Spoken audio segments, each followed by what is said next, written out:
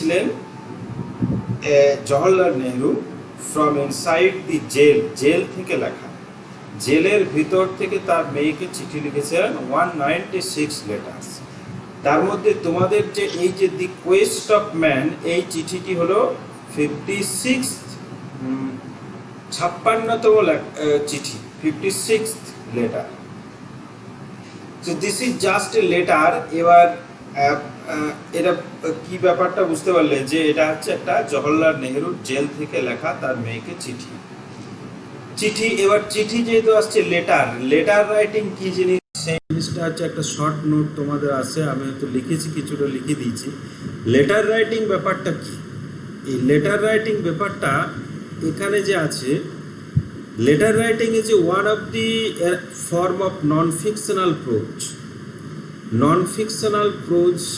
এটা তোমরা আগেই জেনেছো যে নন ফিকশনাল মানে শর্ট স্টোরি অ্যান্ড নোভেল বাদ দিয়ে যে এসে, ডায়েরি, এগুলো সবই নন ফিকশনাল প্রোজ। লেটার হচ্ছে a form of non fictional prose, এটা মনে রাখবে। তো লেটারের অনেকগুলো সিগনিফিক্যান্স থাকে। এই যে অন দি পার্সোনাল লেভেলে letter is a spontaneous expression of oneself and is called an extension of the self. Personal letter এক হচ্ছে পার্সোনাল লেটার মিন্স তুমি তোমার নিজের কথা ব্যক্ত করছো, spontaneous expressions of one self.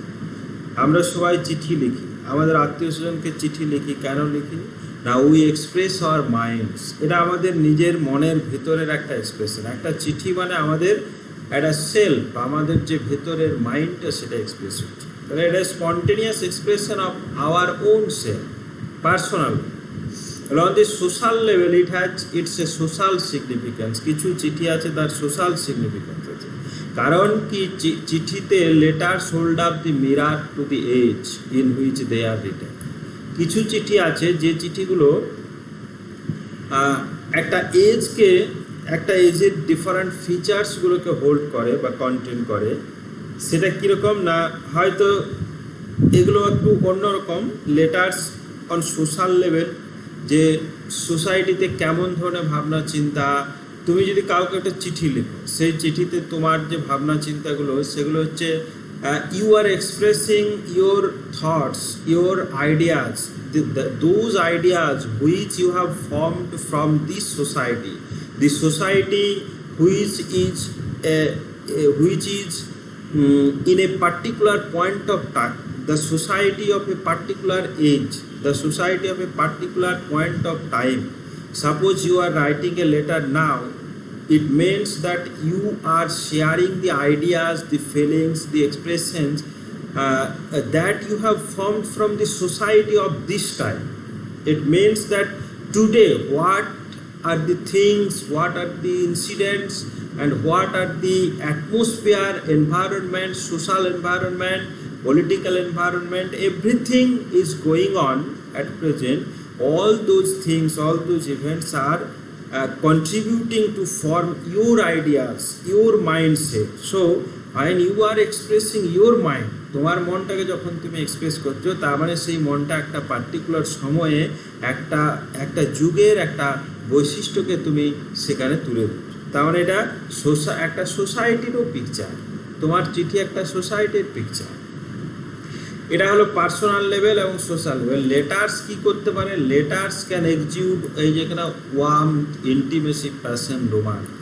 লেটারের মধ্যে warmth, intimacy, passion, romance, love, feelings. Intimacy means close intimacy, closeness, your mind, your feelings for somebody dear and near one. So warmth means very careful about that person. You are very careful, you are expressing your love for that person, warmth, very care. তো letters যেমন ভালোবাসা expression, ভালোবাসা, intimacy, এগুলো ইমোশনের যেমন expression. একটা example হচ্ছে Napoleon Bonaparte to his lady love Josephine. Napoleon Bonaparte তার যে লেডি লাভ ছিল জোসেফাইন, তাকে চিঠি লিখেছিলেন। তো সেখানে তার লাভ অ্যাফেয়ার, তার ভালোবাসার কথা ব্যক্ত করছে। এটা একটা যেমন। আবার লেটার অন্যদিকে খুবই স্কারিলাস, এই যে বলছে scurrilous and full of invective, it means satirical letter, satire. এটাকে লিখেছে Alexander Pope's epistle to doctor Arbuthnot. এটা হচ্ছে ভার্স লেটার। ভার্স লেটার মানে কি, বিভিন্ন ধরনের লেটারের কথা বলছে। আলেকজান্ডার পোপের যে লেটার, এপিসেল মানে হচ্ছে লেটার, এই যে এপিসেল ওয়ার্ডটার মানে হচ্ছে লেটার। তাহলে এপিসেল টু ডক্টর আরবুথনট এটা হচ্ছে একটা verse letter. Verse letter means a letter written in poetry, মানে in the form of a poem, মানে কবিতার আকারের চিঠিটা লেখা। চিঠিটা হচ্ছে পুরো একটা কবিতা, সেটাও ভার্স লেটার বলা হয়। তো সেই কবিতাটায় কি আছে না, whizzing like a poison dart. এখানে it is a satirical letter, it means it has attacked some person. Alexander Pope has attacked a person satirically, ironically, making him the target of attack. তাকে target করেছে, attack করেছে, বিভিন্নভাবে তাকে খারাপ মন্তব্য করেছে। Against that person he is writing, against that to defame his personality, কারো পার্সোনালিটিকে রিডিউস করার জন্য, পার্সোনালিটিকে অ্যাটাক করার জন্য লিখে। Poison dart means like an arrow, তীরের ফলার মতো একটা লাইন বিদ্ধ। তাহলে চিঠির লাইন ভালোবাসার লাইন হতে পারে, চিঠির লাইন আবার তীরের ফলার মতো হতে পারে। অতএব সব রকম চিঠি আছে। Letters can be very informative, আবার এটাকে ইনফরমেটিভ হতে পারে। এই জায়গাটা এইটা মনে রাখবে যে লেটার্স ক্যান বি ইনফরমেটিভ। এইটা হচ্ছে তোমাদের, এই তোমার যে চিঠিটা পড়বো আমরা, লেটার্স অলসো ইনফরমেটিভ। ইনফরমেটিভ মানে তুমি লেটারে কিছু ইনফরমেশন দিচ্ছ। আমি হয়তো তোমাকে লেটার লিখছি, লেটারে কী দিচ্ছি না, এই পৃথিবী সৃষ্টির নানা রকম geographical, historical information I am conveying to you through my letter. So if the letter contains information about something, so that letter could be called informative letter, being at the same time very direct and informal. Informative and the same time direct and informal. Informal means not formal, not of it is very friendly, very personal, that is called informal. Informal means you are writing to someone who is very close, who is very dear, very near to you. Like Jawaharlal Nehru's letter, The Quest of Man. The Quest of Man, The Quest of Man, like the Quest of Man is Jawaharlal Nehru's letter. এটা তোমরা পড়তেছো। অতএব it is informative letter and written in direct and informal way. So এটা এই letters কী হতে পারে, এটা letter as a Literary form, এটা এই জায়গাটা আছে। ওই লেটার রাইটিংয়ের যে আমি I have given a short note on letter writing. If it comes as a short note, write a short note on letter writing as a literary form, then you should write that note, and these are the informations, these are the things that you keep in mind. I have written it, I have written all these, referred all these things in the short note given in the Google Classroom. So letter writing, historical perspective মানে letter writing কখন শুরু হয়েছিল, কত সাল থেকে, এটা এখানে একটা হিস্টোরিক্যাল পার্সপেক্টিভ দেওয়া আছে যে কখন থেকে letter writing as a literary form ইংলিশে শুরু হলো। Letter writing came to be literary form England during the renaissance. Renaissance মানে হচ্ছে 15th সেঞ্চুরি 16th সেঞ্চুরি, এই টাইম থেকে লেটার রাইটিং তোমার শুরু হয়েছে। এবার এখানে কিছু লেটার রাইটারের নাম আছে, যে রোজার এসকাম হচ্ছে একজন ইম্পর্ট্যান্ট লেটার রাইটার। তার একটা লেখা আছে 295 letters. This is a book written by Roger Scam. So as a letter writer, Roger Scam is one letter writer who belongs to the first early part of the literary period when letter writing just began. Letter writing was recognized as a literary form, so he belonged to the earliest writer of letters, earliest writers in English. Among other letter writers of this this is your name among the letter writers of 17th century. So 17th century letter writer Russell, Lady Russell. Then to 18th century letter, 18th century there are Lady Mary Otley. You need not remember all these names. Esop naam morakar dorkar nei. You just keep in mind some of the letter writers I have written. But letter writing flourished in the 18th century because the letter writing contributed to the origination of English, the origin of English novel. Actually first English novel was written in the form of letter. প্রথম যে novel বা উপন্যাস লেখা হয়েছিল সেই নোভেলটা হচ্ছে in the form of letter. হ্যাঁ, letter, যেটাকে আমরা বলি ভার্চু রিওয়ার্ডের পামেলা রিচার্ডসনের ফার্স্ট যে তোমার নোভেল সেটা হচ্ছে এই যেখানে আছে Pamela epistolary novel. Epistolary means epistolary means letter in the form of letter. Epistolary means যেটা চিঠির আকারে লেখা, epistolary. So letter writing থেকেই নোভেল উৎপত্তি হয়েছে, নোভেল লেখা সৃষ্টি হয়েছে. Some of the writers, এই যে letter writers you can keep in your mind, some of the letter writers, William Cowper, Lord Chesterfield, Wilbur Thomas Gray, and other English and American, the letters of Jane Austen, Thomas Hardy, Virginia Woolf, Dickens, and many others. These are Thomas Hardy, Virginia Woolf, Emily Dickinson, Henry James. They are called important letter writers. So you can mention their names in the short note that these are the writers who wrote letters containing literal significance. So these are the names. And Alexander Pope, you already know that I mentioned Alexander Pope. তিনি কি লিখেছেন? তিনি লিখেছেন verse letter মানে কবিতায় চিঠি, কবিতার আকারে চিঠি। তো তার এই যে এসে অন ম্যান, এটা হচ্ছে 4 এপিসোড, মানে এটা 4টে চিঠিতে এসে অন ম্যান, এটা একটা বড় কবিতা, এটা একটা long poem essay on man, যেটা 4টে চিঠির আকার দেওয়া আছে, 4 letters, 4 episodes means 4 letters. এই verse letter episode to doctor Arbuthnot, এটা আমরা আগেই পেলাম এখানে, এই যে এখানে আমরা দেখলাম এপিসোড টু ডক্টর আরবুথনট, এই যে এখানে দেখলাম এপিসোড টু ডক্টর, এটা এখানে দেওয়া আছে এখানে। তাহলে episode to doctor Arbuthnot, it is also written by Pope. It is satirical letter, satirical writing. So some of the persons who wrote letter and how letter as a form of in fiction, how fiction writing, in case of fiction writing, novel writing এর ক্ষেত্রে এখানে first, এটা কত century যাচ্ছে তোমার 1740 to 18th century, এগুলো সব হচ্ছে 18th century. All the Japanese, this and this, these two paragraphs describe what happened in 18th century. 18th century তে Pamela and Clarissa novel, first novels were written in the form of letter. So letter writing, as a short note, these informations you will have to put.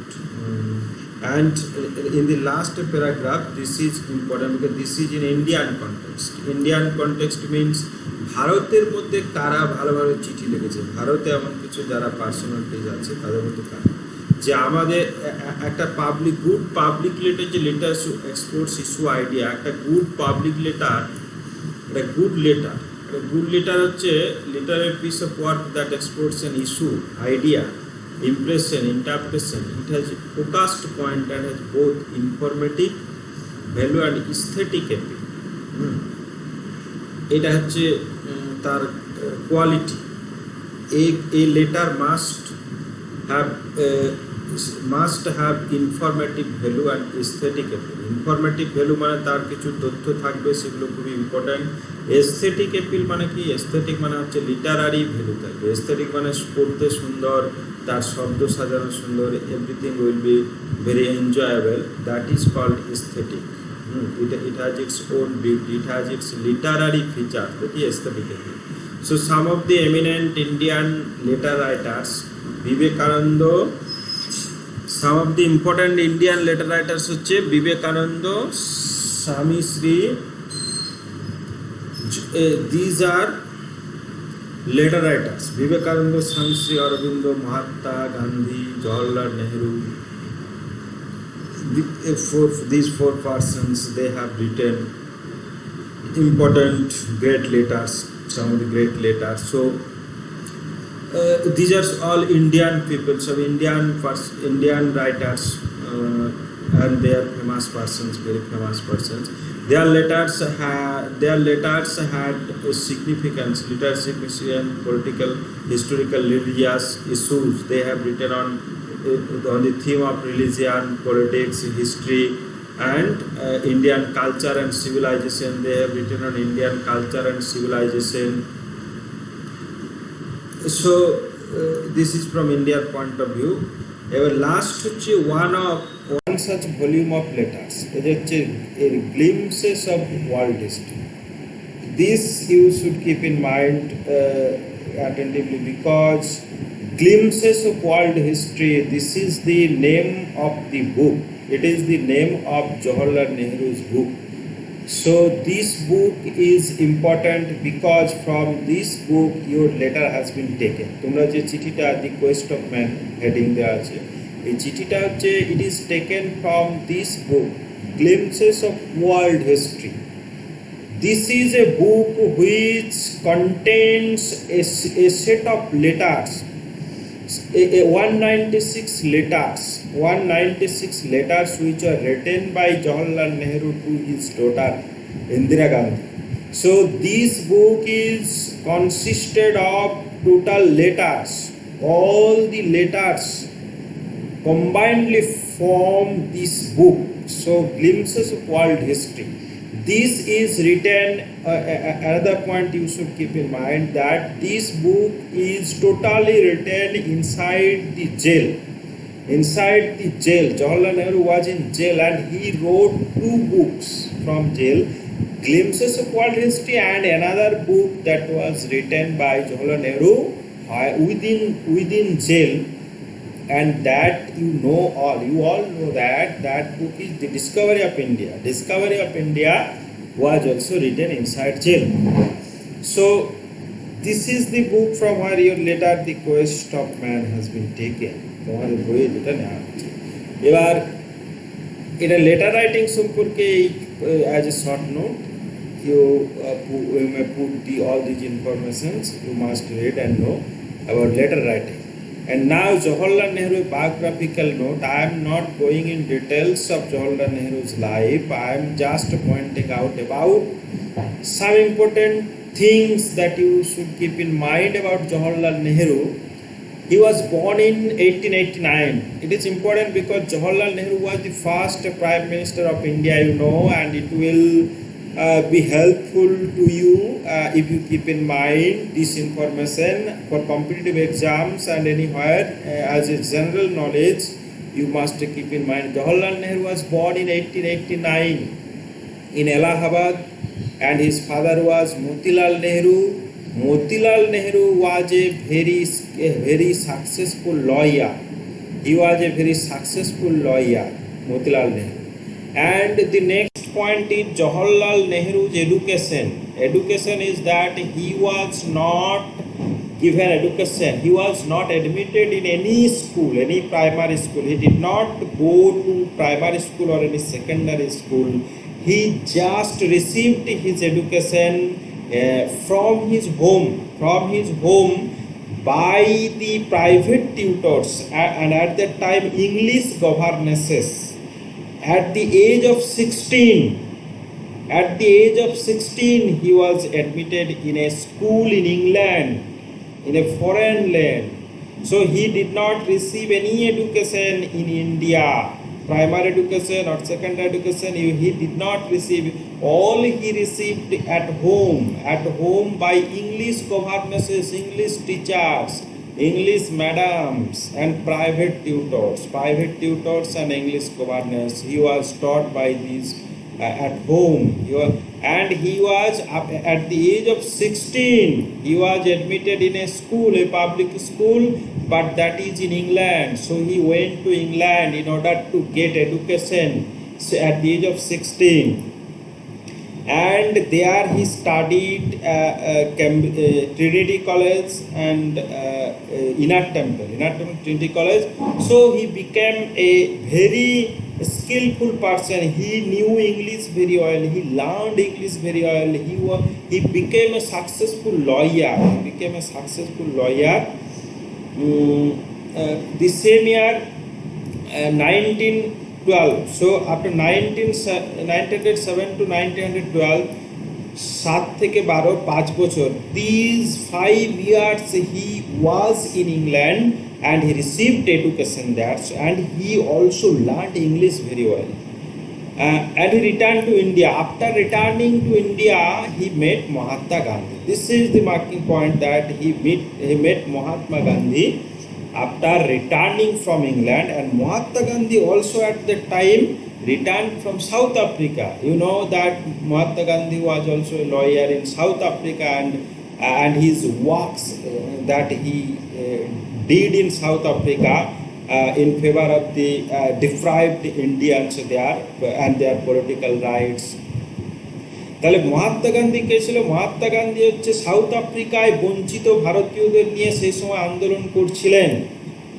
South Africa থেকে তখন মহাত্মা গান্ধী ভারতে এসছেন, আর এদিক থেকে জওহরলাল নেহেরু এসছেন London থেকে, England থেকে। তাহলে দুজনে এসে দেখা হয়ে গেল ভারতবর্ষে।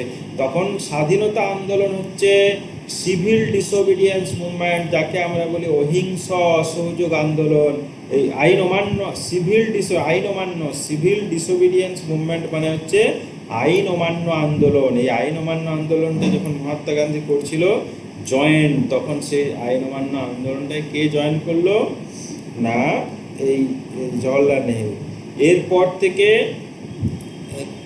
এরপর থেকে সে টানা continuously he was in the field of freedom movement, and due to this he was imprison 7 times। এখানে লেখা আছে দেখো, he was imprison 7 times by the British rulers. তাকে জেলে ঢোকানো হয়েছিল, ইমপ্রিজন মানে জেলে ঢোকানো হয়েছিল, তাকে 7 times জেল খাটতে হয়েছিল। হি রাইজ ইন ইন্ডিয়ান পলিটিক্স মেটিওরিক, মানে ধূমকেতুর মতো তার আবির্ভাব ভারতীয় রাজনীতিতে।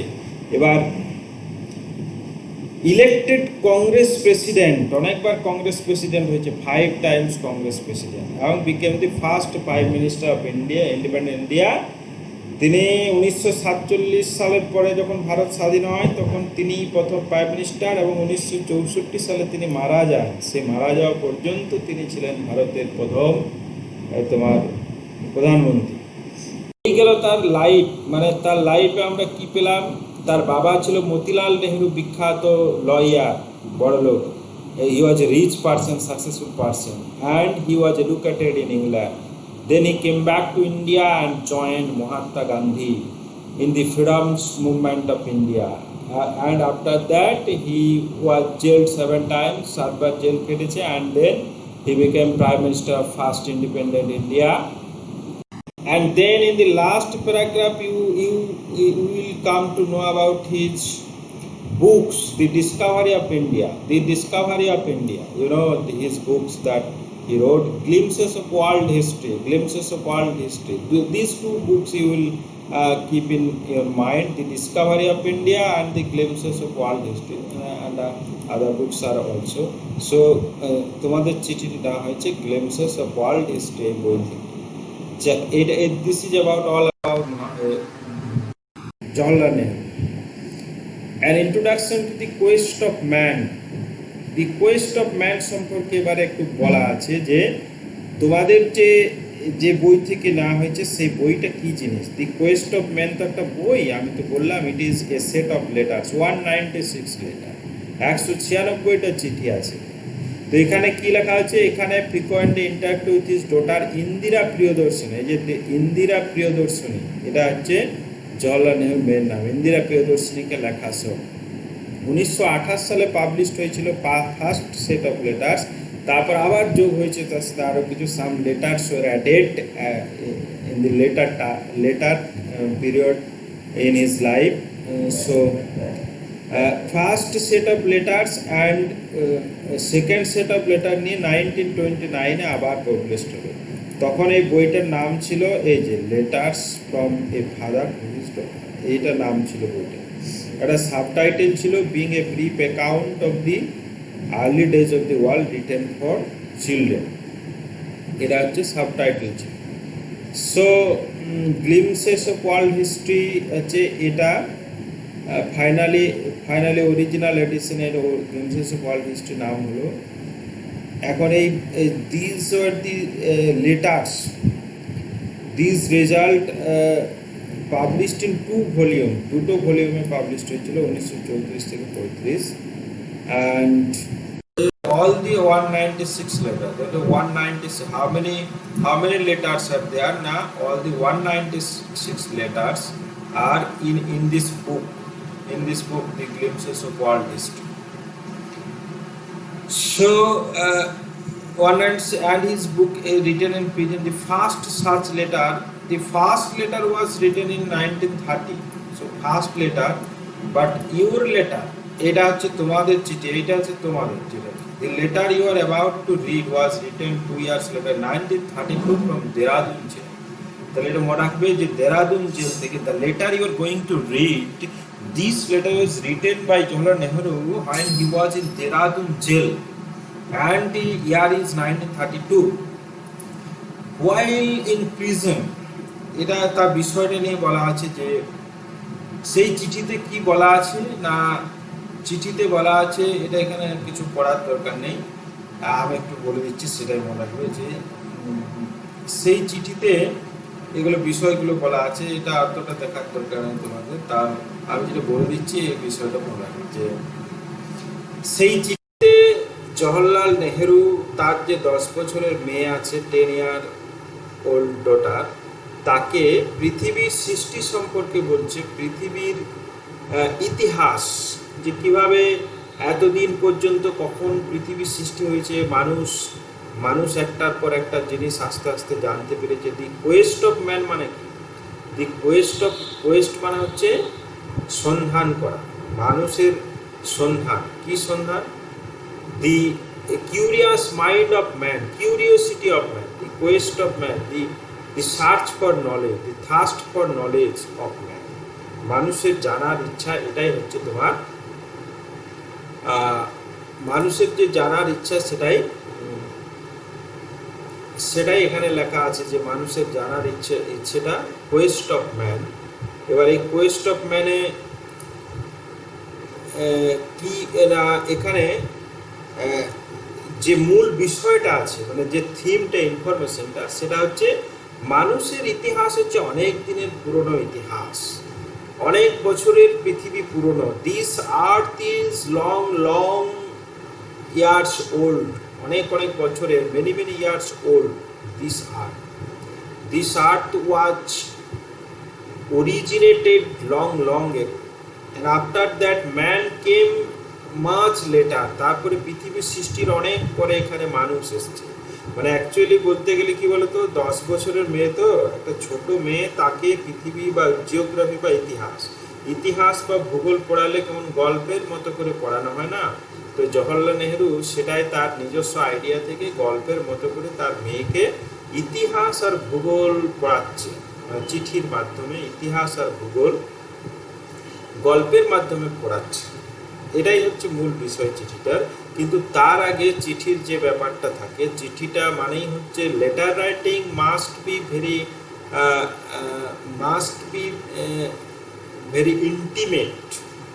intimate.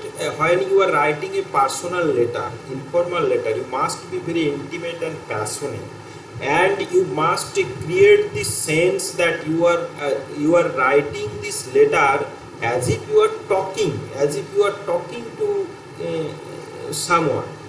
তোমার চিঠি বলবে এরকম যে তোমার চিঠি পড়তে পড়তে সে ভাববে যে না, এই যেন তুমি অনেক দূরে নেই, তুমি যেন কাছেই বসে আছো। মানে জওহরলাল নেহেরুর মেয়ে ইন্দিরা যখন চিঠিটা পড়বে, তাতে যেন তার মনে হয় বাবা বেশি দূরে নেই, বাবা আমার পাশেই বসে আছে, বাবা আমার পাশ থেকে গল্পটা বলছে, এরকম একটা সেন্স তৈরি করতে হবে প্রথমে। তো সেই সেন্সটা তৈরি করাটা চারটিখানি ব্যাপার নয়। মানে সেই জন্য কিছু কিছু ওয়ার্ডস লাগবে, কিছু কিছু কথাবার্তা বলতে হবে যেগুলো মনে হবে যে আমি খুব কাছে আছি, বাবা বেশি দূরে নেই। তো that sense is created at the beginning. কীভাবে বলছি দেখো, তো চিঠিটার মূল কোথা থেকে কোথায় লিখছে সেটা মনে রাখা, যে এই যে বেরিলি জেল, এটা হচ্ছে বেরিলি। বেরিলিটা কোথায়, মধ্যপ্রদেশ না উত্তরপ্রদেশ, আই ক্যান্ট রিমেম্বার, ওই জায়গায়। বেরিলি হচ্ছে সমতল, it is in planes, Madhya Pradesh বা বেরিলি হচ্ছে উত্তরপ্রদেশ বা মধ্যপ্রদেশ এইসব হবে। তো এই জেল থেকে জওহরলাল নেহেরুকে ট্রান্সফার করা হচ্ছে এই যে 4 days ago I wrote to you from Bareilly jail. Bareilly jail থেকে ওকে ট্রান্সফার করা হচ্ছে, he was transfer to Dehradun jail. হ্যাঁ, তাহলে জওহরলাল নেহেরুকে 4 দিন আগেই ট্রান্সফার করা হয়েছে Dehradun jail. 4 days ago I wrote to you from Bareilly jail, তাহলে 4 দিন আগে ছিল বেরিলি জেলে। আর আজকে যখন চিঠিটা লিখছে জুন 10, 1932, এই যে জুন 10, 1932, তা এই দিনে উনি কোথায় আছেন? On this date, on 10th June, Jawaharlal Nehru is in Dehradun jail. সে এখন দেরাদুন জেলে বসে চিঠিটা লিখছে। আর দেরাদুনটা কোথায়? দেরাদুন হচ্ছে উত্তরাখণ্ডের রাজধানী দেরাদুন। এটা হচ্ছে পাহাড়ি এলাকা, hilly area. This is not in plains, this is a hilly area and the environment, স্বাভাবিকভাবে তার পরিবেশটা খুব ভালো হবে, পাহাড়ি এলাকা, দার্জিলিংয়ের মতো। দেরাদুন খুবই মনোরম প্রাকৃতিক পরিবেশের জন্য বিখ্যাত। তো দেরাদুন জেলের ভিতর থেকে লিখছে যে আমি 4 দিন আগেই ছিলাম বেরিলি জেলে। তো বেরিলি জেল থেকে that very evening I was told to gather up belongings and to march out of the prison. Jawaharlal নেহেরুকে বলা হলো যে দ্যাট ভেরি ইভিনিং, যে আমার গ্যাদার আপ বিলঙ্গিংস মানে কি? বিলঙ্গিংস মানে আমার যা জামা কাপড় থালা বাটি আছে এগুলো হচ্ছে বিলঙ্গিং। যে তুমি তোমার থালা বাটি গুটিয়ে নাও, তোমাকে কাল সকালে এখান থেকে ট্রান্সফার করা হবে, অন্য কোথায় চলে যেতে হবে। তো তোমাকে কোথায় না, ট্রান্সফার টু অ্যানাদার প্রিজন, তোমাকে অন্য একটা জেলে ট্রান্সফার করা। তো অন্য একটা জেলে যখন ট্রান্সফার করা হবে, তো তুমি সব গুটিয়ে নাও যা জিনিসপত্র আছে। এবার I bade goodbye to my companions of the barrack. আমার ব্যারাকে যারা, ব্যারাক মানে কি? ব্যারাক হচ্ছে যেখানে সেনাবাহিনীরা থাকে, পুলিশ থাকে, ওটাই barrack. A group of soldiers আর মিলিটারি পার্সোনাল আর পুলিশম্যানদের যারা এখানে থাকে। তো ব্যারাকে যারা ছিল, জেলে যারা ছিল না, ওদেরকে বলে গুড বাই। ওকেই শুধু ট্রান্সফার করা হচ্ছে, সবাইকে নয়। Where I had invited just 4 months, where I had lived for just 4 months। তাহলে বেরিলি জেলে কতদিন ছিল? 4 মাস ছিল। তো এগুলো চিঠিতে সবই লিখছে যে আমি 4 মাস পরে আমি যাচ্ছি। I had a last look at the great 24-foot ওয়াল। এই দেখো জেলের যে প্রাচীরটা বলছে 24-foot ওয়াল, 24 ফুট প্রাচীর। কিন্তু এই যে জেলের প্রতি তার যে দৃষ্টিভঙ্গিটা দেখো, তার কোনো রাগ নেই, ক্ষোভ নেই, যেন তার প্রাচীরটা, এই যে 24-foot ওয়াল, এই প্রাচীরটাকে সে কিন্তু কোনো মতে করছে না, ঘৃণা করছে না তাকে। এই 24-foot ওয়ালটাকে কত সুন্দর বলছে, শেল্টারিং কেয়ার, আমাদেরকে প্রোটেক্ট করে রেখেছিল। Under which sheltering care I had sat for so long, আমি 4 মাস বসেছিলাম। আর I marched out to see the outside world.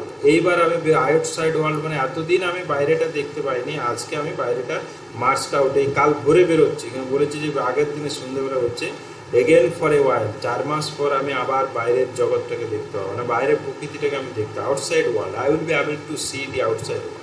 There were 2 of us being transferred, Jawaharlal Nehru and two means he and some other person was there, and he was also transferred along with Jawaharlal Nehru. They would not take us. এবার তাদেরকে কিভাবে নিয়ে যাচ্ছে দেখো, তাদেরকে jail থেকে বার করা কিন্তু সহজ নয়, তাদেরকে গোপনে রাত্রেবেলায় ট্রান্সফার করতে হবে যাতে কেউ দেখতে না পায়, তাহলে জনগণ না খেপে যাবে বা কিছু আন্দোলন হবে। মানে যেহেতু দে আর ফ্রিডম ফাইটার, স্বাধীনতা সংগ্রামী, সুভাষচন্দ্র বসুকে যেমন গোপনে গোপনে নিয়ে যেত কেউ যাতে জানতে না পারে, সেরকম এখানে বেরিলি জেল থেকে দেখো বেরিলি স্টেশনে বেরিলি স্টেশনে নিয়ে যাচ্ছে কেমন করে, সেখানে নিয়ে যাবে না, বেরিলি জেল থেকে বেরিলি স্টেশন কাছে, কিন্তু বেরিলি স্টেশনে ওরা নিয়ে যাচ্ছে না, রিস্ক আছে। রিস্ক বলতে ওখানে সবাই দেখে ফেলবে, ওটা একটা বড় স্টেশন তো সেই জন্য ওখানে দেখে ফেলবে। ওরা করেছে কি ওকে অন্য একটা ছোট্ট স্টেশনে নিয়ে 50 মাইলস আউট। এই যে পুরদানসিন বলছে, পুরদানসিন মানে হচ্ছে who who is supposed to be kept in secret place, secret area. পুরদানসিন মানে অন্তরীণ থাকা, আড়ালে থাকা।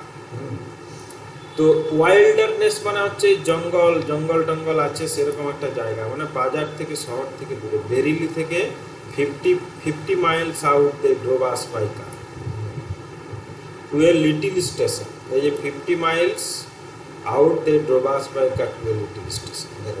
বেরিলি জেল আছে, বেরিলি স্টেশন আছে, কিন্তু বেরিলি জেল থেকে বেরিলি স্টেশনে নিয়ে যাবে না, ট্রেনে করে নিয়ে যাবে ওকে উত্তর এই দেরাদুন, কিন্তু বেরিলি যে স্টেশনে নিয়ে যাচ্ছে না, তাকে কোথায় নিয়ে যাচ্ছে, বেরিলি থেকে আরও 50 মাইলস আউট, আরও 10 কিলোমিটার দূরে বা 50 মাইলস, এই 50 মাইলস মানে 50 মাইল, মানে অনেকটা বেশ দূরে, সেখানে নিয়ে যাচ্ছে by car to a little station in the wilderness, মানে একেবারে জঙ্গল ইত্যাদি পেরিয়ে। তো জওহরলাল বলছে বাহ, আমি তো তাহলে এটা থ্যাঙ্কফুল ফর দিস ড্রাইভ, এই যে এত সুন্দর একটা গাড়ি করে এতটা রাস্তা পেরোচ্ছে, এটা আমার খুবই আনন্দ। আর ইট ওয়াজ ডিলাইটফুল টু ফিল দি কুল নাইট। ভোরে ট্রেন আছে, মানে সকালবেলায় নিয়ে যাবে, তাহলে আগের থেকে রাত্রেবেলায় বেরোতে হচ্ছে, বুঝলে, সকালবেলায় ট্রেনে করে চাপিয়ে দেবে। তো কুল নাইট মানে রাত্রের যে outside night, and the night atmosphere was, night environment was very cold. It was a cold night and very pleasant night. As you know that in plane, cool weather is very pleasant, and to see the phantom trees and men and phantom trees means as it was night, যেহেতু এটা রাত্রি ছিল সেই জন্য গাছগুলোকে ভূতের মতো লাগছিল, ফ্যান্টম মানে ভূত। And animals rush, man and animals rush by the semi-darkness. Semi-darkness মানে maybe it was semi darkness, আর একটু হালকা হালকা আলো ছিল, জ্যোৎস্না চাঁদের আলো বা ভোর দিকে বা এরকম কিছু একটা হবে। তো সেমি ডার্কনেস কিছুটা একটু দেখা যাচ্ছিল।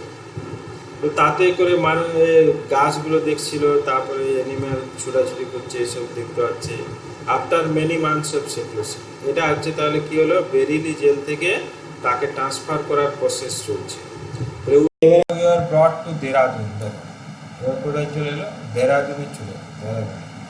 দেরাদুন জেল কোথা থেকে যাচ্ছিল, early in the morning we are again taken out of our train থেকে নামিয়ে, before we had reached the end of our journey and taken by car lest prying eyes should see us. Prying eyes মানে হচ্ছে যেহেতু এরা স্বাধীনতা সংগ্রামী, freedom, he was a freedom fighter, সেই জন্য অনেক লোক হয়তো তাকে খুঁজে বেড়াচ্ছে, তাকে দেশের মানুষ। তো প্রাইং আইজ মানে যারা অনুসন্ধিত কিউরিয়াস আইজ, তারা দেখছে কে এটা কে, এখন দেখতে পেয়ে গেলে এখন ঝামেলা হয়ে যাবে, he will be in problem.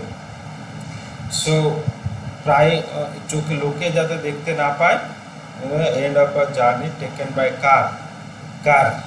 রাত্রেবেলা ওই দেরাদুনে আর্লি ইন দি মর্নিং, ভোর এখানে এসে নামলো, আর্লি ইন দি মর্নিং সেখানে নেমে দেরাদুন থেকে নেমে তোমার কারে করে টেকেন বাই কার তাদেরকে জেলে নিয়ে যাওয়া।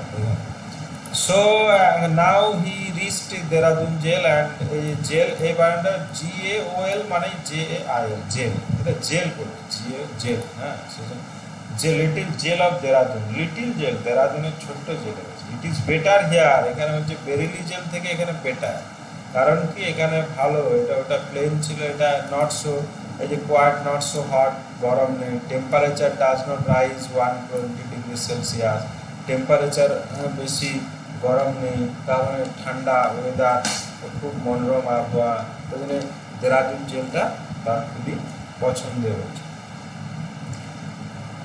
The walls surrounding us are lower, এখানে ওয়ালগুলো আর লোয়ার, এটা 24 ফুট ছিল, এটা একটু কম আছে।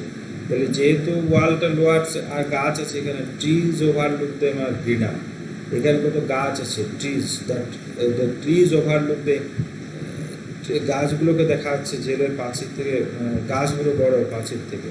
Top of the palm tree আছে, the sight delights me and makes me think of Ceylon and Malabar. Ceylon মানে শ্রীলঙ্কা, কি বলে সিলন হচ্ছে শ্রীলঙ্কা, আর মালাবার দ্বীপপুঞ্জ মানে মালাবার ওই জায়গাতেও এরকম পাম ট্রি, ওখানে কি পাম ট্রি মানে নারকেল গাছ, পাম ট্রি হচ্ছে নারকেল গাছ আছে, এই যে পাম ট্রি আছে সেই জন্য নারকেল গাছ বলছে, পাম ট্রি থাকে। মালাবার সিলনেও নারকেল গাছ আছে, এখানেও আছে পাম ট্রি, সেই জন্য ওটা মনে পড়ে যাচ্ছে। বিয়ন্ড দি ট্রিজ, গাছ পেরোলে কি আছে, বিয়ন্ড দি ট্রিজ লাই দি মাউন্টেন্স, পাহাড় দেখা যাচ্ছে, গাছগুলো beyond the trees there lie the mountains. So he was able to see a beautiful scenery of mountains, and he also see perched up on top of them sits Mussoorie. So from Dehradun you can see Mussoorie. মানে পাহাড়ে কি হয়, একটা জায়গা থেকে আরেকটা উঁচু জায়গা দেখা যায় না, পার্চড আপ মানে situated on top of them sits Mussoorie, মানে দেরাদুন থেকে মুসৌরিটাকে দেখা যাচ্ছে। I can not see the mountains for the trees hide them, পাহাড়টাকে দেখতে পাচ্ছে না বেশি কারণ গাছে আড়াল হয়ে গেছে। But it is good to be near them, it is good to be near them, it is good to be near them and to imagine at night lights of Mussoorie. তাহলে লাইটস অফ মুসৌরি দেখা যাচ্ছে, lights off Mussoorie, এখানে মুসৌরির যে লাইটটা রাত্রেবেলায় চলে পাহাড়ে, twinkling in the far distance, তাহলে দেরাদুনের জেল থেকে কি দেখা যাচ্ছে, মুসৌরির লাইটসগুলো দেখা যাচ্ছে। তো এই জিনিসগুলো বলার অর্থ কি, যে আমি জেল থেকে এলাম, এখানে বসে আছি লিখছি, এর মাধ্যমে এমন একটা পরিবেশ তৈরি করছে, দেখো তুমি যে জায়গায় আছো তোমার জায়গাটা কেমনভাবে তৈরি কল্পনা করে নিচ্ছে, মানে বসে বসেই ভাবতে, মানে জওহরলাল's daughter she will immediately think about the environment, she will form an idea of the place from where her father is writing to her. তো সেই জায়গাটা সম্পর্কে তার একটা আইডিয়া, গুড আইডিয়া হয়ে যাবে পরিবেশটা সম্পর্কে, and she will think that how he is sitting there and how he is writing, how the outside atmosphere and the immediate surrounding of Jawaharlal Nehru, everything will come to the mind of Jawaharlal Nehru's daughter immediately when she is reading this letter. চিঠিটা পড়তে পড়তে তার চোখে সব ভেসে উঠবে এইসব দৃশ্যগুলো। তো এইটা জাস্ট প্রথমে বিগিনিং, এবার শুরু করছে যে আমার উদ্দেশ্য কি চিঠি লেখার, যে আমি সিরিজ অফ লেটার্স আমি তোমাকে লিখেছি, কখন আগে লিখেছি 4 years ago, 4 বছর আগে লিখেছিল চিঠি, সেটা মনে করে দিচ্ছে যখন তুমি ছিলে মুসৌরি আর আমি ছিলাম ও ছিল এলাহাবাদে আর মুসৌরিতে, 4 বছর আগের স্মৃতি কথা মনে করিয়ে দিচ্ছে, সেটা অন্য চিঠি, সেটা এর সাথে রিলেটেড না। 2-3-4 years, এবং এর মধ্যেও অনেক বড় হয়ে গেছে এই 4 বছরের মধ্যে, এখন তবু কন্টিনিউ করছে, continuous this letters mostly from prison. এই যে মোস্টলি ফ্রম প্রিজন মানে জেল থেকে আমি লিখছি তোমাকে। এখন যত বেশি লিখছি ওর একটা সন্দেহ হচ্ছে যে বার্ডেন হয়ে যাবে কিনা, become a burden for you, মানে আমার চিঠিগুলো তুমি বুঝতে পারবে কি না, বার্ডেন হয়ে যাবে কি না, সেটা হচ্ছে তোমার এটা নিয়ে সন্দেহ আছে। Become a burden for you মানে আমার চিঠিগুলো তোমার একটা বার্ডেন হয়ে যাবে কিনা সেটা। Why then should I continue to write them, তাও আমি লিখছি তোমাকে, কিন্তু ওর সন্দেহ যাচ্ছে কিন্তু যে আমি চিঠিগুলো লিখছি, এই চিঠিগুলো পড়তে পড়তে আমার মেয়ে হয়তো কষ্ট পাচ্ছে, হয়তো পছন্দ করছে না, এরকম ভাবছে, কিন্তু নিজে ডাউট প্রকাশ করছে যে চিঠি লিখলে বলে না আমার চিঠি তুমি কেমন ভাববে, তুমি কি পড়বে না, তোমার এটা কষ্টকর মনে হবে। These are the but these are all good letters and his daughter was enjoying, তার মেয়ে সবই এনজয় করছে এবং ভালো এই চিঠিগুলো পড়ে তার অনেক কিছু অভিজ্ঞতা হচ্ছে। বাট এটা ওর একটা ডাউট প্রকাশ করছে, কিন্তু এটা not so significant because these letters are very important and very interesting letters, so এগুলো কারো কাছে বার্ডেন মনে হবে না, গুড লেটার। তো এখানে দেখো এই যে এই প্যারাগ্রাফটা যেটা আছে এখানে ওই ইতিহাস সম্পর্কে বলছে। ইতিহাস মিন্স মানুষের সভ্যতা কি করে তৈরি হলো, মানুষের ইতিহাস কতদিনের ইতিহাস, মানব সভ্যতার journey, the great human civilization, মানব সভ্যতার জার্নি কখন থেকে শুরু হয়েছে, কখন থেকে আমাদের বিজ্ঞানের যাত্রা শুরু হয়েছে। মানুষের মন হচ্ছে যে Quest of man, the curiosity of man. মানুষের যাত্রা পথ থেকে যখন থেকে মানুষ পৃথিবীতে এসছে তখন থেকে মানুষের সভ্যতাটা এমনভাবে এগিয়েছে, এটা নদীর মতো এগিয়েছে, আঁকে বাঁকে, বিভিন্ন রকম ঘূর্ণি, বিভিন্ন রকম ব্যাকওয়াটার। মানে মানব সভ্যতার পথটা এত সহজ নয়। মানব সভ্যতাটা কখনো কখনো ধাক্কা খেয়েছে, কখনো যুদ্ধ, কখনো নানা রকম ঘাত প্রতিঘাতের মধ্য দিয়ে এসছে। তো বিভিন্ন ধরনের আবিষ্কার, সায়েন্টিফিক আবিষ্কার, এই যে আমাদের মানব সভ্যতা এখনও এগিয়ে যাচ্ছে। তো এখন ধরো কম্পিউটার, তোমরা মোবাইল আবিষ্কার হয়েছে, mobile you can enjoy the internet connectivity and every technological benefits you can enjoy. But this is an advancement of human civilization. মানব সভ্যতার নতুন জিনিস, এই যে আকাশে উঠতে পারবো কি না, মানে এই যে aeroplane, Discovery of এরোপ্লেনস, different types of machine, সেগুলো সবই মানুষের সব জিজ্ঞাসার। অ্যান্ড ম্যান কী করেছে, মানুষ আস্তে আস্তে জানতে শিখেছে, পৃথিবীকে জানতে সময় লেগেছে। কী করে আস্তে আস্তে মানুষ একটা দেশ আবিষ্কার করেছে, কোথায় নদী আছে, কোথায় খাল আছে, কোথায় মহাকাশ। ইভেন নাও সায়েন্টিস্ট যারা অ্যাস্ট্রোনটস, মহাকাশে তারা, জ্যোতিষ্ক, সূর্য, গ্রহ, নক্ষত্র, মানে হোল দি ইউনিভার্স, পুরা পৃথিবী জগৎ, আর্থ তো শুধু আর্থ, বিয়ন্ড আর্থ, পৃথিবী ছাড়াও মহাবিশ্ব। পৃথিবীকে তো জানা হয়ে গেছে, পৃথিবীর কোথায় কি আছে, মাটি ফাটি সব কিছু, সব পৃথিবীতে কত ধরনের জিনিসপত্র সব এখনও চলছে, এই জানার কোনো শেষ নেই। যে করোনা ভাইরাস, এই ভাইরাসকে ওষুধ আবিষ্কারের পথ চলছে, এই তো জানা। মানুষ তো সবসময় কী করলে এটা, মানুষ তো সবসময় চেষ্টা, মানুষের সভ্যতা এখন এই যে মানুষকে এই সময় কি করেছে, করোনা ভাইরাস এসে একটা ধাক্কা দিয়ে দিল। মানে হিউম্যান সিভিলাইজেশন যাচ্ছে, প্রোগ্রেস করছে, করোনা ভাইরাস এসে একটাকে আটকে দিল। মানে এটাকে বলছে নদীর মতো যাচ্ছে, এক একটা ঘাত প্রতিঘাত, টার্নিং নিয়ে। তো এগুলোই সব এখানে আছে। দেখো আসলে এই জায়গাটায় এগুলো আছে যে like you realise how the river of history. River of history মানে কি? River of history means, river of history ইতিহাসের নদী। ইতিহাসের নদী কিভাবে বয়ে চলেছে, run from age to age, যুগে যুগে, কন্টিনিউয়াসলি অ্যান্ড ইন্টারমিটেন্টলি। কিভাবে? এই যে continuously with its eddies, whirlpools, backwaters, এই যে নদীতে এগুলো এডি। এডি মানে কি? ঘূর্ণি। এডি হচ্ছে এগুলো ঘূর্ণি। তারপর তোমার জলোচ্ছ্বাস, ব্যাকওয়াটার মানে নদীর কিছুটা জায়গা হয়তো সরে গেল, জলটা আটকে রয়ে গেল, প্রাকৃতিক হ্রদ থাকে, সেইগুলোকে বলছে। কিন্তু still rushes on to unknown sea, অজানা সমুদ্রের দিকে যেমন নদী ধেয়ে যায় আমাদের মানব সভ্যতা, সেই রকম কোন দিকে যাচ্ছে, কোন সমুদ্রে যে মিশবে তার ঠিক নেই। আমাদের এখন আমরা সেই নদীতে আছি। আজ শুনে আমরা, এটা হচ্ছে ম্যানস ট্রেল, মানে মানুষের পথ, রোড অফ হিউম্যান সিভিলাইজেশন। এটাকে আমরা আর্লি বিগিনিং থেকে এখনো পর্যন্ত আমরা এখন যাচ্ছি, উই আর গোয়িং। কত বড় বড় সভ্যতা এসেছে, ধ্বংস হয়ে গেছে, কত রকম কাণ্ড হয়েছে। মানুষ এই যে ডিসকভারি অফ ফায়ার, দেখো কখন মানুষ আগুন আবিষ্কার করতে শিখেছে, অফ এগ্রিকালচার, চাষ করতে শিখেছে, সেটলিং ডাউন ইন টাউনে বসে, ডিভিশন অফ লেবার ডিভিশন করতে শিখেছে, যে তুমি এই কাজটা করবে, আমি এই কাজ করবো। কিন্তু আমরা যতই ফার্দার অ্যাডভান্স, যত আমরা যাই, তো আমরা এই lost the side of the trail. আমাদের পথ কিন্তু শেষ হয় না, এই পথ কিন্তু অদৃশ্য পথ, সে চলছে।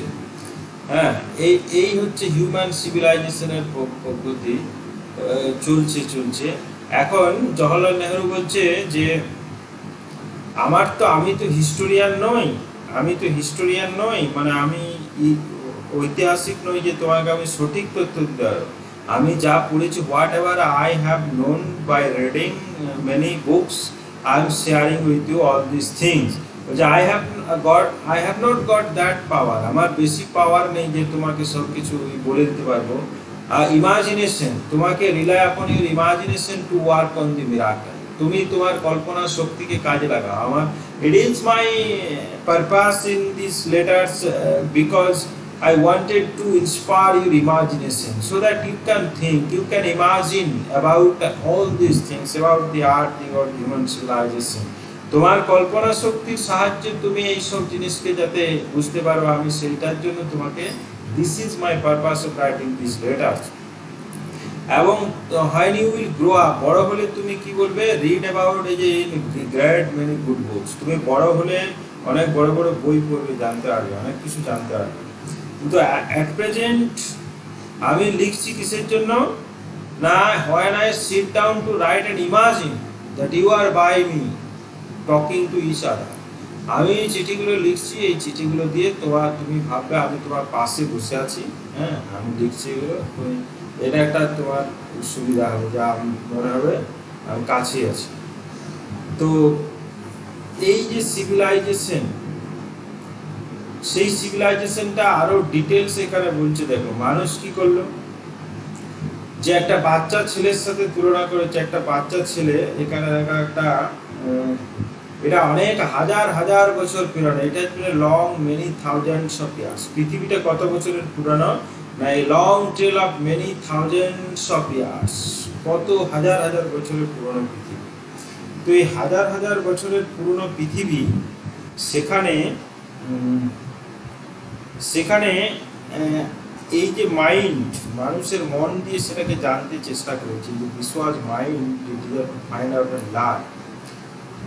তো এই হাজার বছরের পুরনো পৃথিবীটাকে মানুষের মন, অন্য প্রাণীর তো কিছু নেই, ম্যান হ্যাজ মাইন্ড, মানুষের মনটাই হচ্ছে আসল। মন কি সব সময় জানতে চাইবে এটা কি ওটা কি সেটা কি, অন্য কুকুর গরু ছাগল ওদের ওইসব আদার animals don't have mind, therefore they have no curiosity to know anything. So man has this invaluable, very rare gift that has been given to man, that is mind. Mind হচ্ছে একটা বিরাট গিফট। মন যে কি জিনিস, মন অন্য কোনো প্রাণীর নেই, একমাত্র মানুষ ছাড়া। সুতরাং মানুষের মন কিউরিয়াস, কি পৃথিবী জানার জন্য। কত বৈজ্ঞানিকরা, কত scientist always they are curious to know many things. হ্যাঁ, তো এটাকে কম্পেয়ার করছে। দেখো পৃথিবীটাকে জানার মানুষ যেমন জানতেছে, লিটিল বেবি, এই যে অবজার্ভ এ লিটিল বেবি। ছোট্ট বাচ্চা কি করে বলো তো, ছোট্ট বাচ্চা জানতে চেষ্টা করে। অবজার্ভ এ লিটিল বেবি কি করে, আস্তে পৃথিবীতে এলো, তো পৃথিবীতে আসার পরে সে দেখে এইদিকে লাইট, এইদিকে আলো, এটা চেয়ার, এটা এই সেই, এটা বিছানা, এটা মানুষের গিজার, হাউস হোল্ড থিংস, বাড়ির জিনিস, অ্যানিমাল, সব কিছু। লিটিল বেবি আস্তে আস্তে জানতে, মানুষের লিটিল বেবি সব he or she tries to identify, try to know about everything. So one by one she or he tries to know about everything. A little baby. So মানুষ যখন পৃথিবীতে প্রথম এসেছে তখন মানুষ ছিল লিটল বেবি। মানে বুঝতে পারো যে পৃথিবীতে যখন মানুষ প্রথম এসেছে তখন মানুষ লিটল বেবি। এখন মানব সভ্যতা অনেক এগিয়ে গেছে, এখন ম্যাচিওর, লিটল বেবি বড় হয়ে গেছে, বড় হচ্ছে আস্তে আস্তে, gradually he is becoming mature person. কিন্তু এখন কমপ্লিট হয় না, কিন্তু ম্যাচিওরিটির দিকে আগাচ্ছে লিটল বেবি। সো এই যে লিটল বেবির সাথে কম্পেয়ার করছে মানুষকে।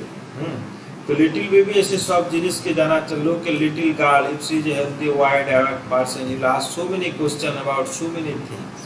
তাহলে একজন লিটল গার্ল যদি সে হেলদি এবং ওয়াইড অ্যাওয়েক পারসন হয়, যদি ঠিকঠাক সুস্থ শিশু হয়, তাহলে she will ask so many questions about so many things. Little girl কি করবে, নানা রকম কোশ্চেন জিজ্ঞাসা করবে, যে এই জিনিসটা কি, এটা কি, সেটা কি, জানতে চাইবে পৃথিবী সম্পর্কে। সেরকম হচ্ছে মানুষের অবস্থা পৃথিবী সম্পর্কে। Even so in the morning of history when man was young, তো ম্যান ওয়াজ ইয়াং, বুঝো, ম্যান ওয়াজ ইয়াং মানে মানব সভ্যতাটা তখন ইয়াং, মানে মানব সভ্যতা পৃথিবী সম্পর্কে কিছুই জানেনি তখন, তাই man was young. And the world was new, আর তখন পৃথিবীটা ছিল নিউ, মানে পৃথিবীর কোথায় আমেরিকা আছে, কোথায় ইউরোপ, কোথায় ভারত, কোথায় কত দেশ আছে, কোথায় নদী আছে, কোথায় কত ব্যাঙ সাপ আছে, কিছুই জানা নেই। পৃথিবীতে কত রকমের গাছ আছে, এসব কোনো কিছুই ওয়ার্ল্ড ওয়াজ নিউ, তখন আস্তে আস্তে জানতে হয়েছে আমাদেরকে।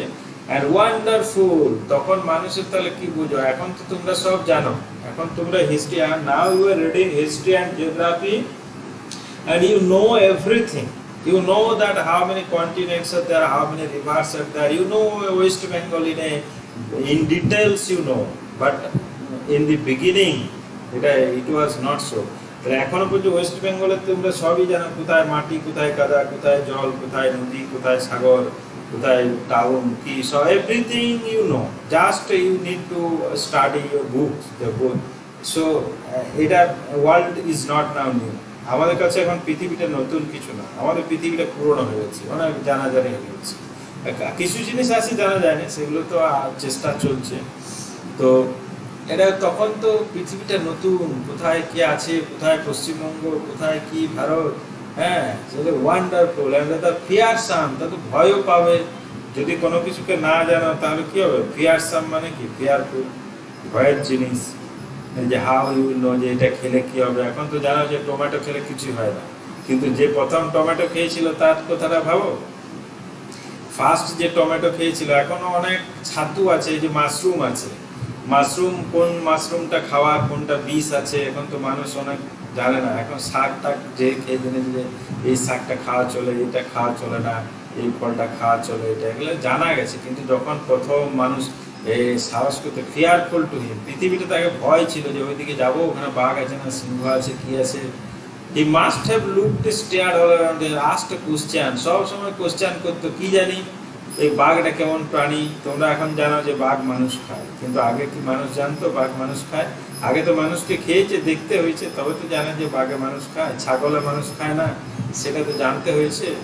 আস্কড কোশ্চেনস, তো মানুষ তখন কোশ্চেন করতো, who was he asked to accept himself, there was no one else to answer, তখন উত্তর দেওয়ার কেউ ছিল না। এখন যেমন তোমরা প্রশ্ন করছো, তোমাদের বাবা কাকা সব উত্তর দিয়ে দিচ্ছে, মাস্টারমশাইরা উত্তর দিচ্ছে ক্লাসে, there was no one else to answer. তখন কোনো পৃথিবী প্রথম যখন, তখন আগে this was difficult thing and wonderful, wonderful little thing. Mind, mind হচ্ছে আসলে কোশ্চেন করতেছে, তো মাইন্ড ইজ, এর মাইন্ডটা কোশ্চেন করতে। With the help of this, man has slowly painfully went on storing his experiences. আস্তে আস্তে এক্সপিরিয়েন্স গ্যাদার করেছে, মানে পৃথিবীর একটা এক্সপিরিয়েন্স, ওয়ান এক্সপিরিয়েন্স, একটা এক্সপিরিয়েন্সের অনেক দাম।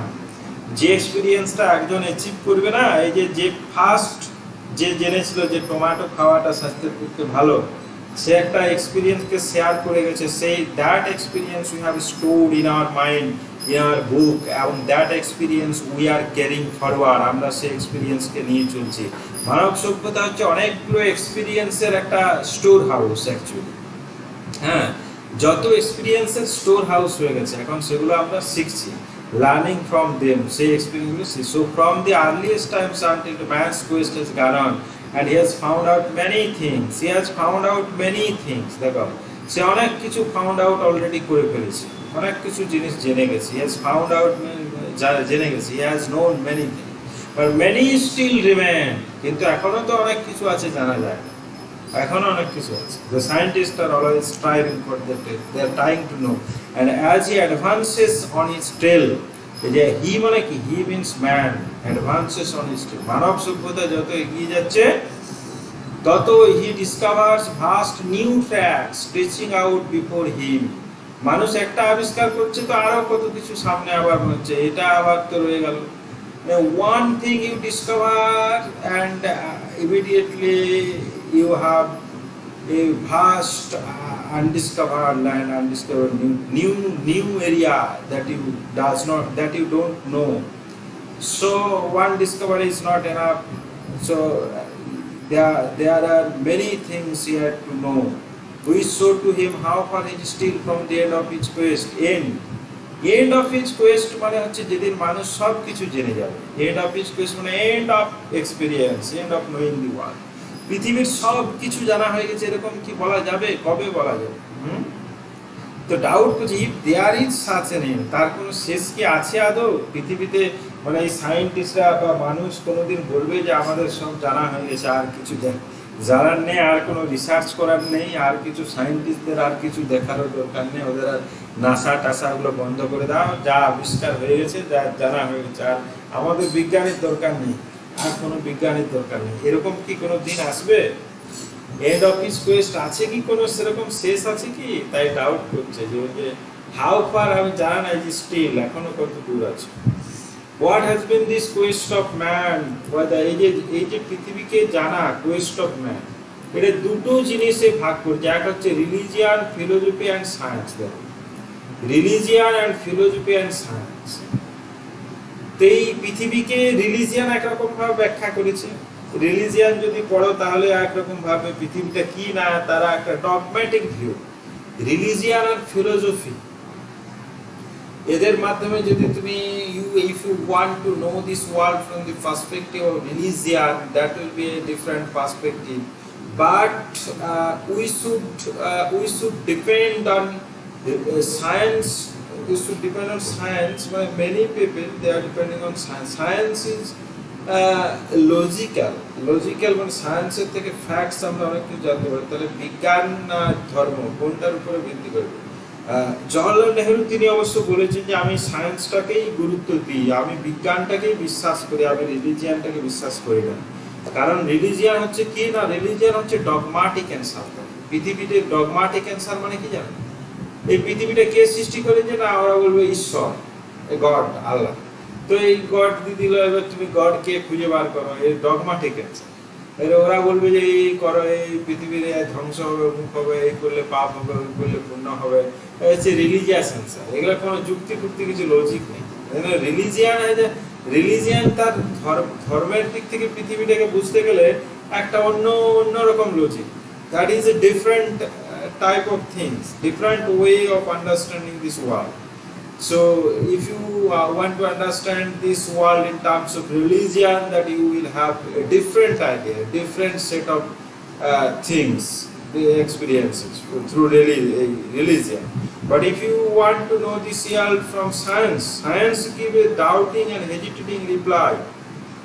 Science always makes you doubtful, and you should clear your doubt. Science does not dogmatize.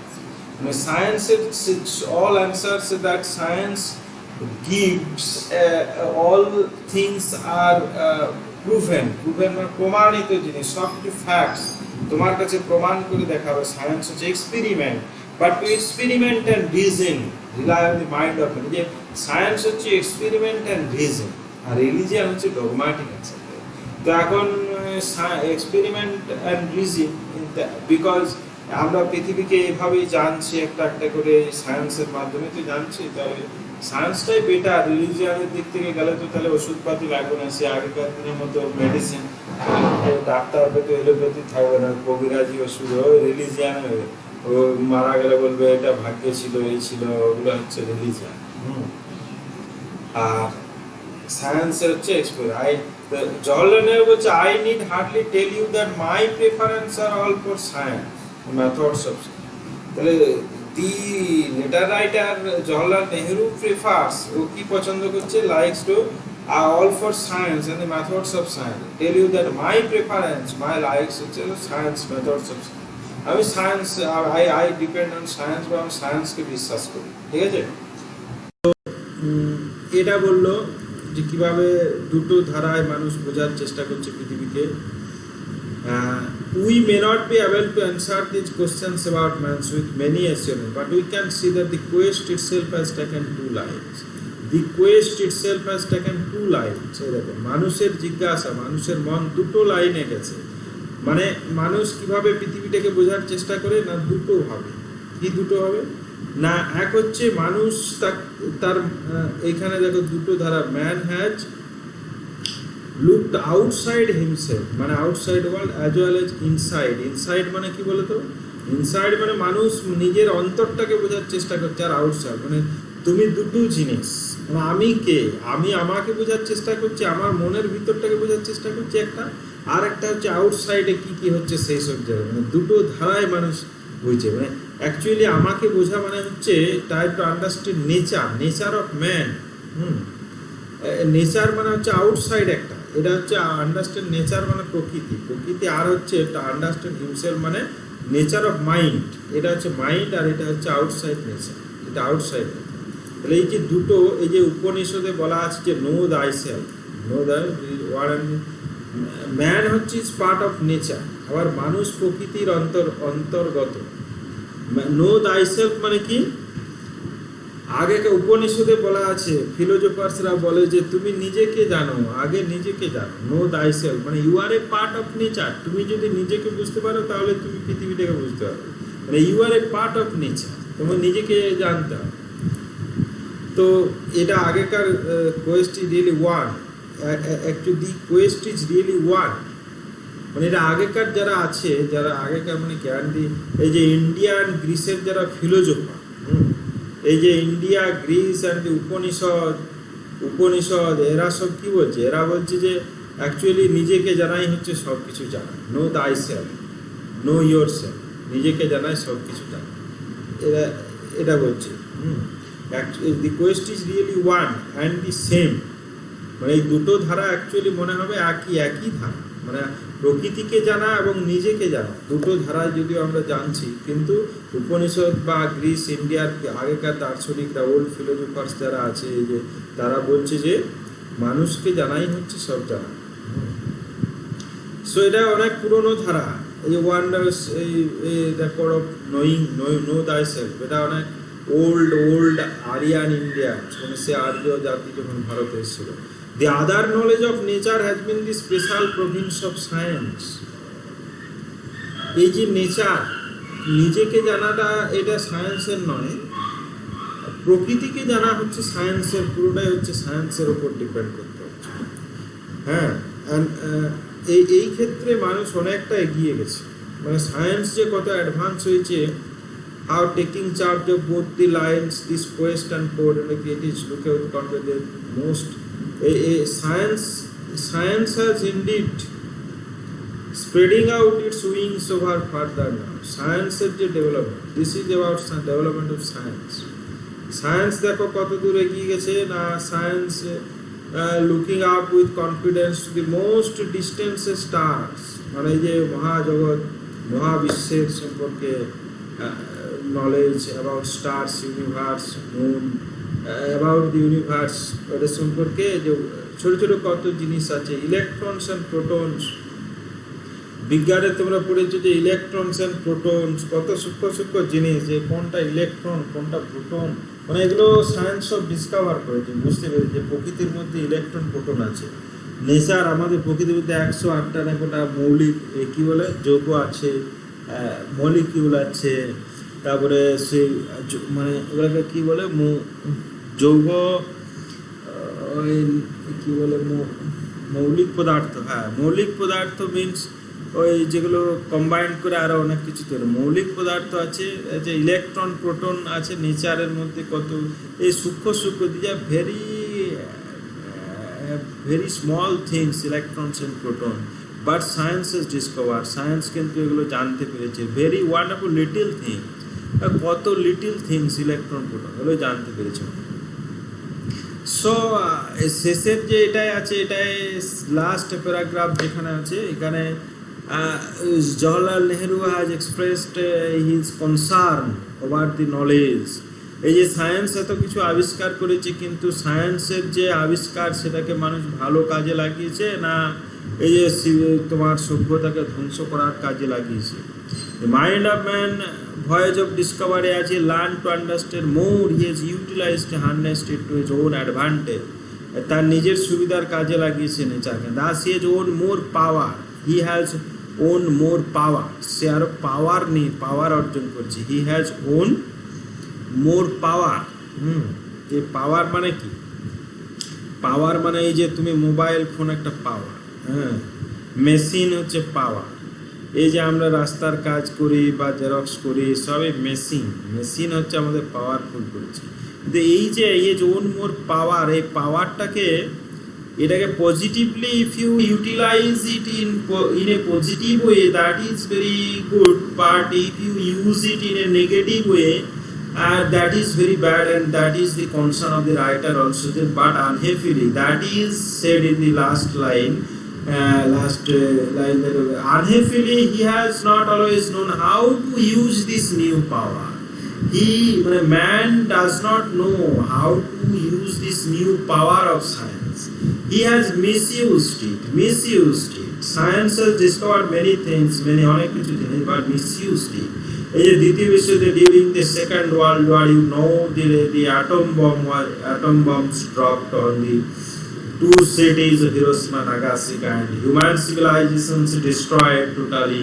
So misuse, this is one type of misuse when we engage our scientific knowledge, scientific discoveries in the battlefield, in killing our soldiers, in losing human lives and properties. That is the misuse of science, misuse of scientific knowledge. Science itself has been used by him chiefly to supply him terrible weapons. So they were terrible weapons. Science is provided to kill his brother, so we can kill our brother. মানে মানুষকে হত্যা করতে পারে, হ্যাঁ, to destroy the very civilization. মানব সভ্যতা ধ্বংস করে দিতে পারে। আমি যদি গন্ডগোল ঝগড়া হয়, যদি আজকে ওই যে অ্যাটম বোম আবিষ্কার হয়েছে, পরমাণু বোম, এই say this if it is misused, so human civilization can be destroyed, that is built up, এত কষ্ট করে এত কিছু built, that he has built with so much labor, এত লেবার দিয়ে মানুষ এত পরিশ্রম করে এত বড় বড় শহর, এত সভ্যতা, এত কিছু বানাচ্ছে, এক মুহূর্তে সব কিছু all will be destroyed if the power of science is misused. যদি মিসইউজ হয় সব কিছু কিন্তু ধ্বংস হয়ে যাবে। এ হচ্ছে তোমার